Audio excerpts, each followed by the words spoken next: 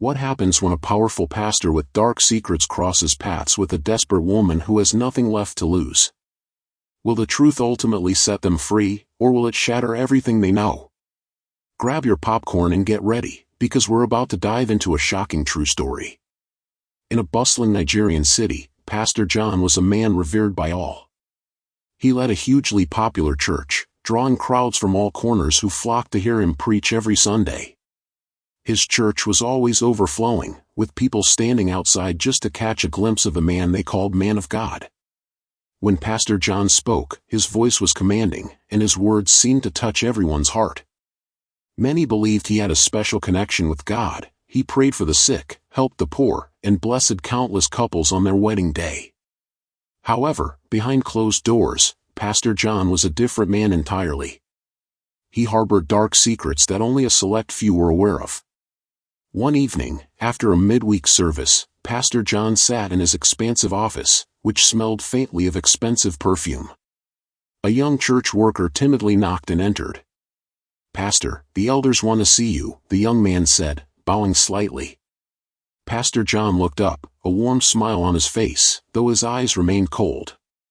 "Tell them I'll join them soon," he said calmly. After the young man left, Pastor John leaned back in his chair. His phone buzzed. It was a text from an unknown number. "God is watching you. Change your ways before it's too late." Pastor John stared at the message for a moment, then a small smile played on his lips. He deleted it and returned to his work. Amaka was a young woman with big dreams. She had recently landed a job as Pastor John's personal assistant, which many saw as a blessing, a chance to work for such an influential man. But for Amaka, it was simply a means to survive. Her mother was gravely ill and required constant care, so Amaka had to send money home every month. This job felt like a miracle. Yet, Amaka also held a secret. She was HIV positive. It was something she never spoke about, not even to her closest friends. On her first day, Amaka dressed meticulously in a simple pink shirt and a blue skirt. She softly knocked on Pastor John's office door. "Come in," his deep voice called out. Amaka entered, her hands trembling slightly. "Good afternoon, sir," she said, forcing a smile. Pastor John looked up and smiled warmly. "Ah, you must be Amaka," he said, standing to shake her hand. "Welcome to the team. I've heard good things about you." "Thank you, sir," Amaka replied, her voice steady despite her pounding heart. Pastor John gestured for her to sit. "This job will demand a lot from you," he began. "I need someone who is loyal, hardworking, and ready to sacrifice for the work of God. Are you ready for that?" "Yes, sir, I am ready," Amaka said confidently. "Good," Pastor John said, his smile widening. "Here, we're like a family. We protect each other, we trust each other. If you have any issues, feel free to come to me directly, okay?" "Yes, sir." "Thank you, sir," Amaka said again, nodding. As she left his office, Amaka couldn't shake an uneasy feeling. Something about Pastor John's smile didn't sit right with her. It was too perfect, too polished, like a mask hiding something underneath. Amaka told herself to focus on the job. She desperately needed the money, and that was all that mattered. But deep down, she couldn't ignore the small voice in her head, warning her that this job might cost her more than she was willing to give. Amaka had been working as Pastor John's assistant for 2 weeks, and initially, everything seemed fine. She quickly learned her duties, scheduling meetings, replying to messages, and organizing church events. It was a busy job, but Amaka was determined to excel. "Amaka, you're doing well," Pastor John remarked one afternoon as she handed him a file. "Very smart and hardworking. I wish all my staff were like you." "Thank you, sir," Amaka replied, smiling politely. But as the days passed, Amaka began to notice unsettling things. Pastor John complimented her excessively. "You look beautiful today," he said one morning when she walked into the office. "That color suits you. I can see you have good taste." "Thank you, sir," Amaka said, though she felt uncomfortable. She wasn't sure if he was just being kind or if there was more to it. One evening, as Amaka was about to leave for the day, Pastor John called her back into his office. "Amaka," he said, gesturing for her to sit. "I want us to talk." Amaka sat down slowly, her heart beating a little faster. "Yes, sir." "You've been doing an amazing job," Pastor John began, leaning forward. "You are different. There's something special about you." "Thank you, sir," Amaka said, looking down at her hands. Pastor John continued, "You know, people like you are rare. You're not just hard-working, you're also very beautiful. Do people tell you that often?" Amaka shifted in her seat. "I don't really think about that, sir. I just try to do my work." Pastor John smiled, but his eyes lingered on her in a way that made her skin crawl. "That's good, but you should know your worth. A woman like you deserves to be appreciated." "Thank you, sir," Amaka said quickly, standing up. "I'll finish the work you gave me before tomorrow." She turned to leave, but Pastor John stopped her. "Wait, Amaka, don't rush off. We're just talking. I hope you feel comfortable around me. You know you can trust me, right?" "Yes, sir," she said, forcing a smile. As Amaka left the office, she felt a strange mix of emotions. She didn't like how Pastor John was talking to her, but she also desperately needed to keep her job. She had to earn money to care for her sick mother. That night, Amaka couldn't sleep. She kept replaying Pastor John's words in her head. "You're very beautiful, you deserve to be appreciated." Why is he saying these things? She wondered. Is this how he talks to everyone, or is it just me? Amaka decided to ignore it and focus on her work. But deep down, she knew this wasn't the end. Pastor John's behavior was only the beginning, and she wasn't sure if she was ready for what was coming next.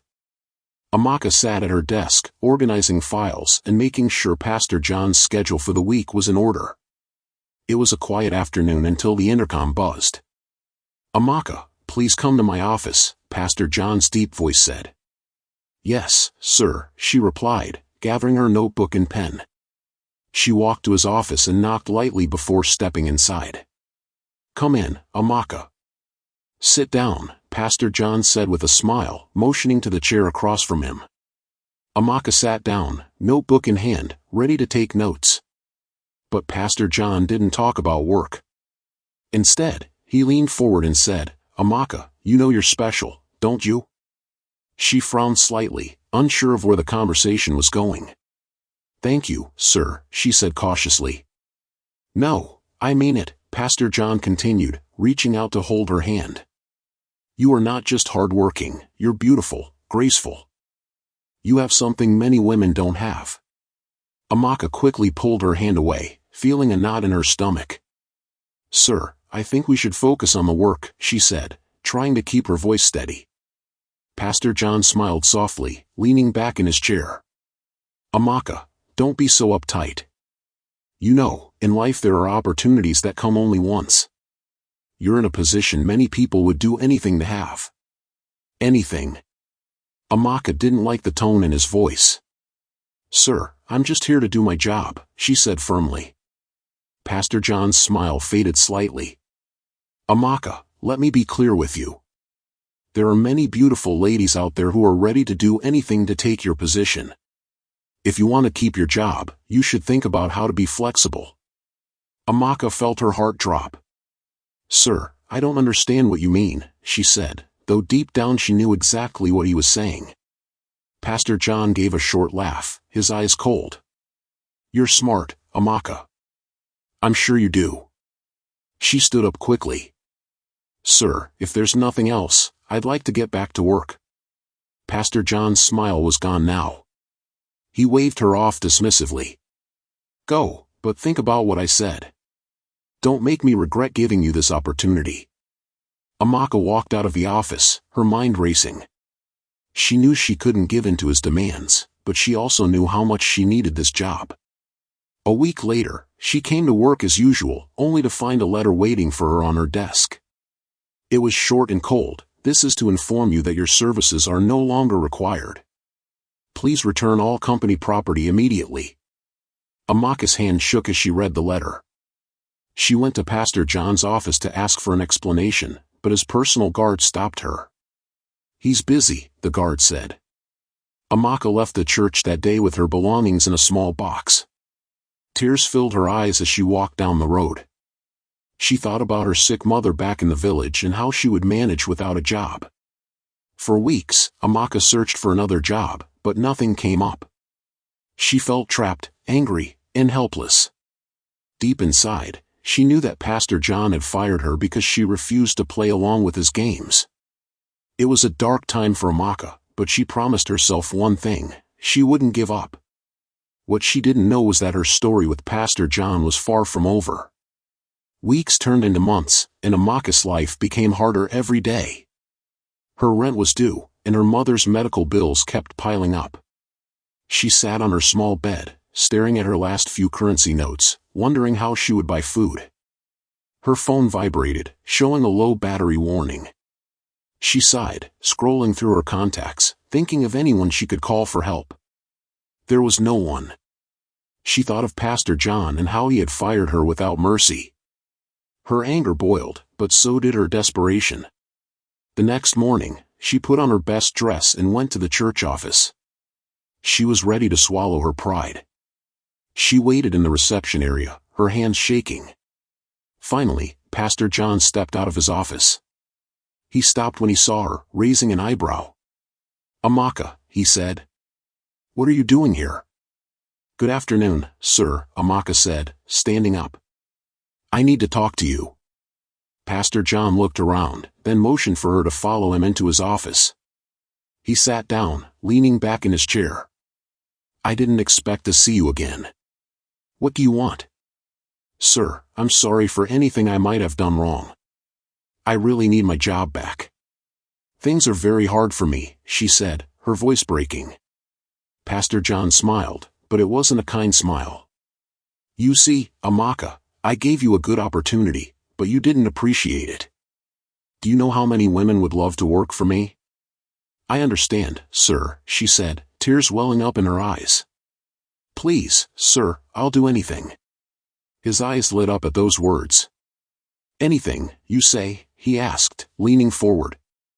Amaka nodded, her throat dry. She knew what he meant. "All right," Pastor John said, his tone soft. "You can have your job back, but you must promise to show me respect. No more acting like you're better than me. Do you agree?" "Yes, sir," she said, forcing herself to look him in the eye.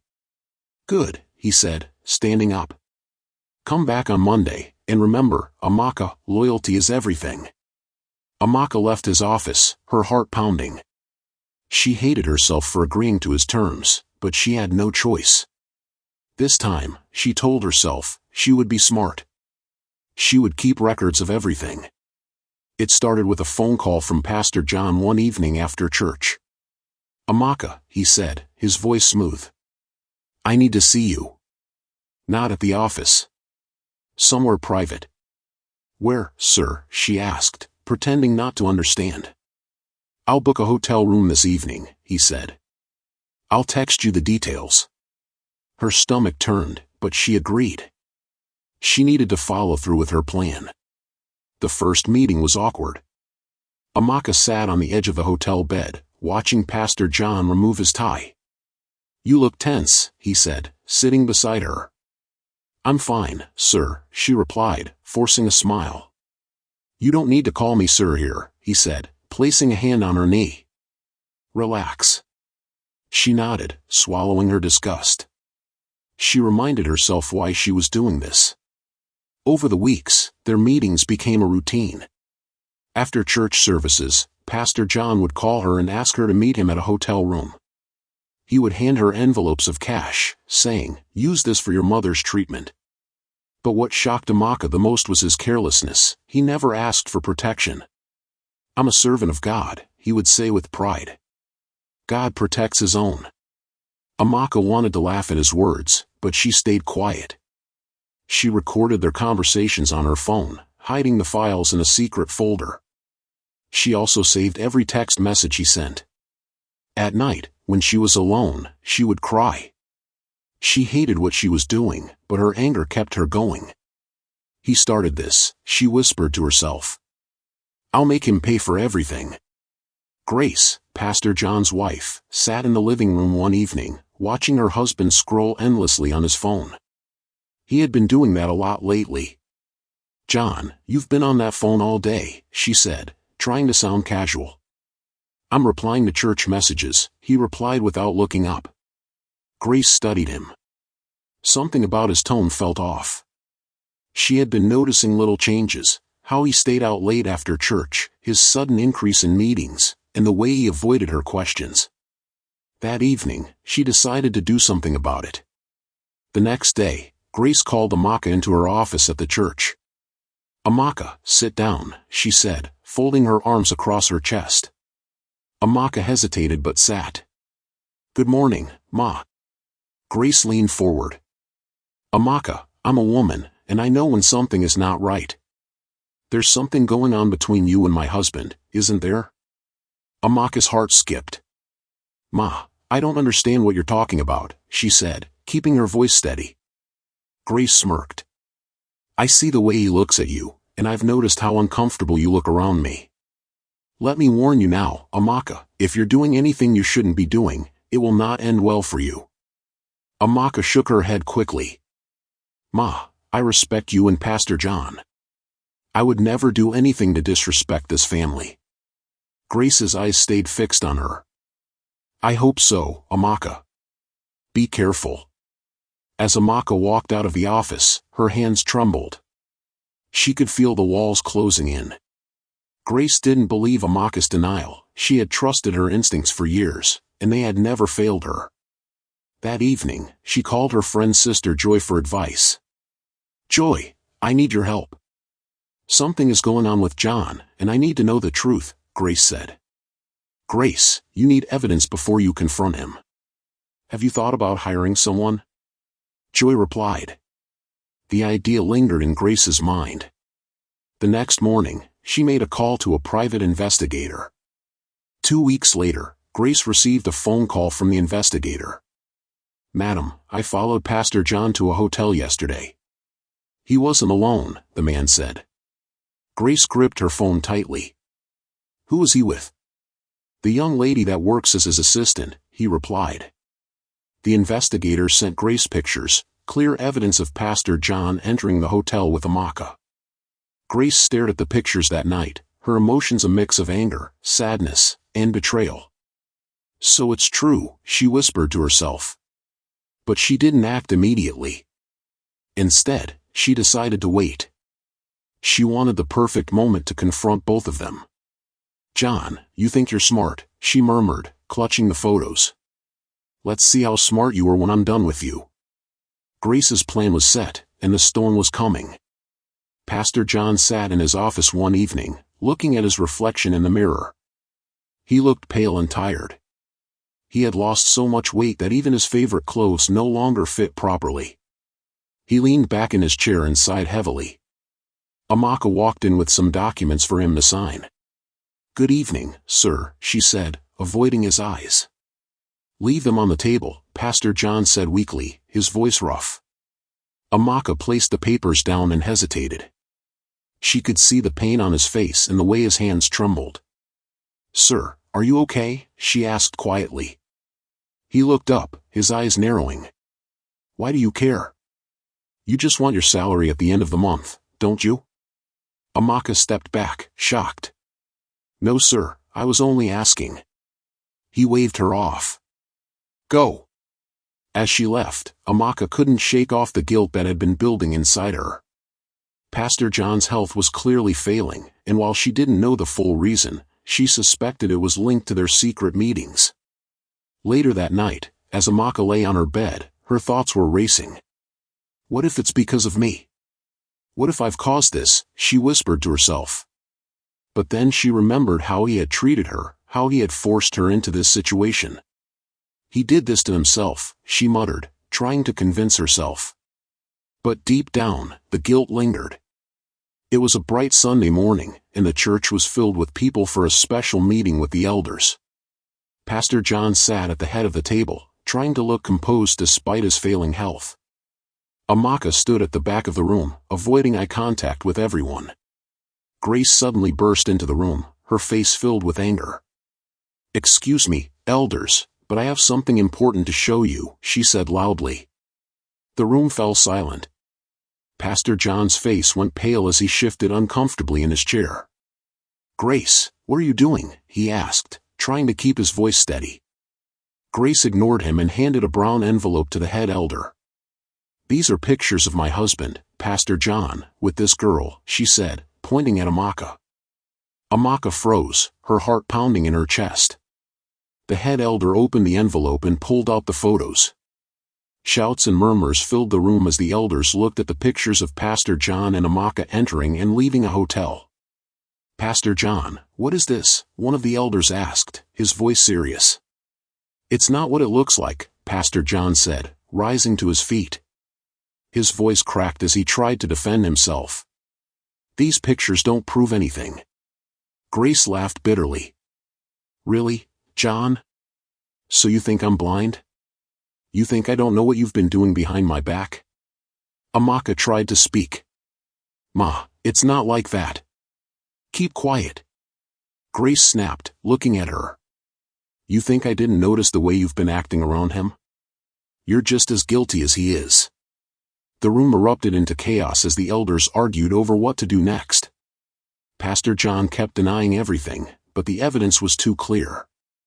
Amaka stood there silently, tears streaming down her face, knowing her life would never be the same again. "Pastor John, you have brought shame to this church," one elder finally said. "We need to address this immediately." As Grace walked out of the room, she turned back to look at her husband. "You've destroyed everything, John. Everything."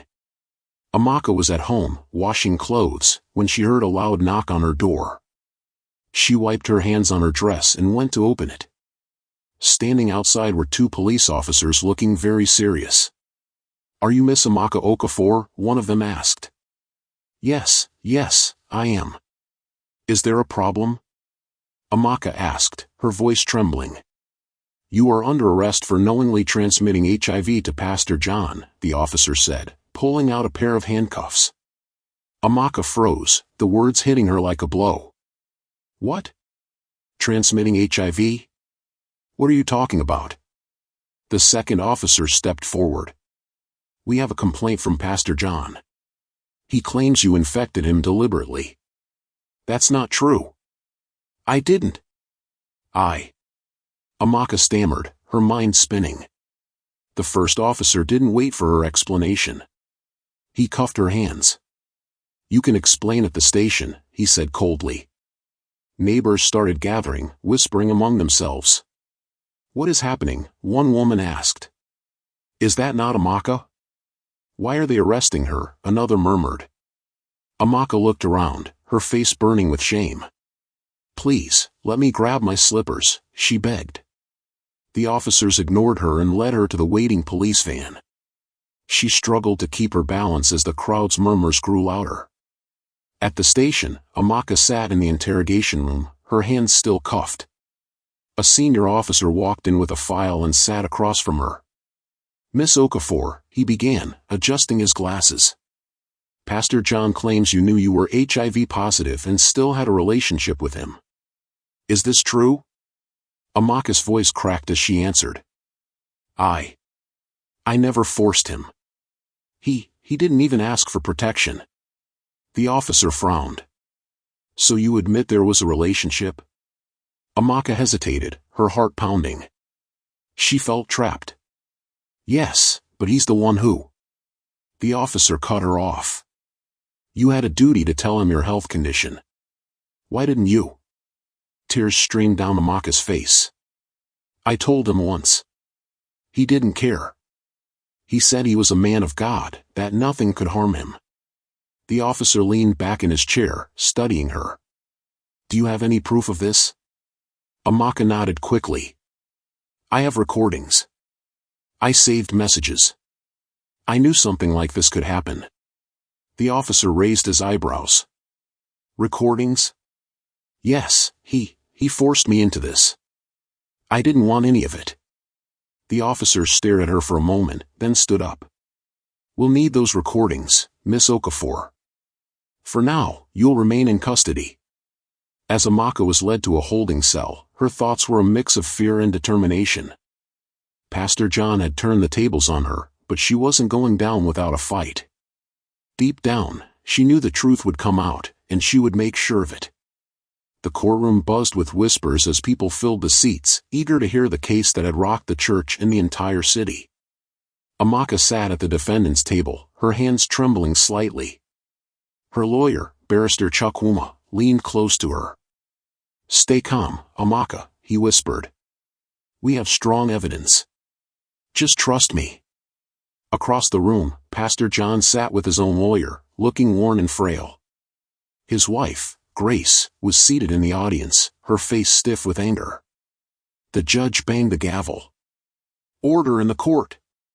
We will now begin." Pastor John's lawyer was the first to speak. He painted a picture of Pastor John as a victim, a man deceived and betrayed by someone he trusted. "This is a case of deliberate harm," the lawyer said, pointing at Amaka. "The defendant knew her condition but kept it a secret, knowingly putting my client's life at risk. She manipulated him for her own gain." Amaka's heart pounded as the words sank in. When it was Barrister Chukwuma's turn, he stood confidently. "Your Honor, my client is not the villain here. She is a victim of harassment, threats, and abuse of power. Pastor John used his position to manipulate her into a relationship." He held up a file. "We have text messages and voice recordings that show how Pastor John coerced Amaka into this relationship. Let me read one message." The courtroom fell silent as he read aloud, "Amaka, don't forget who gave you this job. If you want to keep it, you know what to do. Many girls would love to take your place." Shouts echoed in the room. Barrister Chukwuma continued, "This is just one of many examples of how Pastor John abused his power." Next, he called the private investigator to the stand. The investigator explained how he had followed Pastor John and Amaka to multiple hotels, capturing photographs that confirmed their relationship. "Did my client ever initiate these meetings?"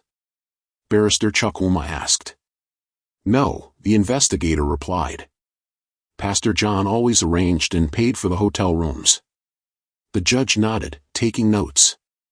Then came the most shocking part. Barrister Chukwuma called a young woman named Ngozi to the stand. She was nervous but determined. "Tell the court what happened between you and Pastor John," he said gently. Ngozi cleared her throat. "Pastor John did the same thing to me. He promised me a scholarship if I helped him with church work, but later he started asking for things I didn't know how to say no to. I was scared." More women came forward, sharing similar stories. Each testimony damaged Pastor John's reputation. When Pastor John was called to testify, he looked pale. His lawyer whispered to him, but Pastor John shook his head and stood up. "I am a man of God," he said, his voice shaking. "These women are lying to destroy me." Barrister Chukwuma didn't hesitate. "If you are a man of God, Pastor John, why did you meet Amaka in hotels? Why didn't you deny her accusations from the beginning?" Pastor John stammered. I was weak, but I didn't harm anyone intentionally." The tension in the room was thick as the judge called for a recess. Amaka sat quietly, holding back tears. Barrister Chukwuma placed a reassuring hand on her shoulder. "We've done well so far," he said. "Let's see how this plays out." As people filed out of the courtroom for the break, whispers and debates filled the air. The truth was coming to light, but the final verdict was still uncertain. The courtroom was quiet as Amaka's lawyer, Barrister Chukwuma, stood up with a file in hand. He looked directly at Pastor John. "Your Honor," he began, "it has come to our attention that my client, Amaka, is not the only woman who has had dealings with Pastor John. In fact, several women have stepped forward to share their stories." The crowd murmured in shock. Pastor John shifted uncomfortably in his seat, sweat gathering on his forehead. Barrister Chukwuma continued, "Let me present testimony from these women." The first witness, a middle-aged woman named Chidinma, walked to the stand. She avoided eye contact with Pastor John as she spoke. "He promised to help me with my rent when I lost my job," Chidinma said, her voice shaking, "but instead, he asked me to repay him in a way that was wrong. I didn't have a choice. I couldn't lose my home." The second woman, Eno, followed. "He told me I was special and that God wanted me to be close to him. I believed him, but later I realized he had told the same lies to other women in the church." One after the other, the women revealed their encounters with Pastor John. The court listened in silence, each story adding to the tension in the room. Then, Barrister Chukwuma delivered the final blow. "Your Honor, we have medical evidence that several of these women tested positive for HIV before any interaction with my client. It is clear that Pastor John has been hiding his condition and spreading it to multiple victims." Pastor John's lawyer stood up, looking pale. "Objection, Your Honor. This is an attempt to slander my client." But the judge was firm. "Overruled. The testimonies are admissible." The church elders sitting in the courtroom looked horrified. One elder whispered to another, "This man has destroyed everything we stand for." Pastor John slumped in his seat, his head in his hands. His secrets were out, and the respect he once commanded was gone. The day of the verdict finally arrived. The judge entered the courtroom, and everyone rose. Amaka stood quietly, her hands trembling. She wasn't sure what to expect. The judge spoke slowly and clearly. "After reviewing the evidence and testimonies presented, this court finds no proof that Amaka intentionally infected Pastor John with HIV. The testimonies of other women and the medical reports have shown that Pastor John's condition predates his relationship with the defendant." There was a pause, and the judge continued, "Therefore, Amaka is found not guilty on all charges." The courtroom erupted in mixed reactions. Some people cheered, others sat in shock, and a few whispered angrily among themselves. Amaka's lawyer leaned over and whispered, "You're free now. It's over." Amaka let out a shaky breath. She had won, but it didn't feel like a complete victory. Her life was forever changed, and the guilt of everything that had happened still weighed heavily on her. Pastor John, on the other hand, sat frozen in his seat. His congregation had turned against him, and he had lost everything: his reputation, his position, and his family. As Amaka walked out of the courtroom, she overheard people talking about the scandal. "Who would have thought Pastor John could do such a thing?" one woman said. Another added, "God doesn't sleep. What's done in the dark will always come to light." Amaka looked up at the sky, her heart heavy but her spirit determined. It was time to start over. She would never forget what happened, but she promised herself she would build a new life far away from the shadows of her past. Amaka's journey is a powerful reminder that life can lead us down unexpected and painful paths, but every challenge comes with valuable lessons. Through her experience, we see how power and trust can be terribly misused by those in authority, and the devastating impact it can have on others. It's a cautionary tale for communities to hold leaders accountable and not blindly follow without question. Pastor John's downfall highlights the danger of living a double life and the serious consequences of dishonesty. No matter how much someone tries to hide their actions, the truth always finds a way to emerge. His story also shows how unchecked power and manipulation can destroy lives, including the manipulator's own. Thank you so much for watching and joining me on this emotional journey. I truly appreciate your time and attention, and I hope this story has left you thinking about the important lessons we can all learn from Amaka's experience. I would love to hear your thoughts in the comments below. I'll be there to read them. If you enjoyed this story, don't forget to hit the like button, subscribe to my channel, and turn on the notification bell so you never miss out on more engaging and thought-provoking stories. Your support helps me bring even more narratives like this to life. Until next time, stay safe and remain blessed.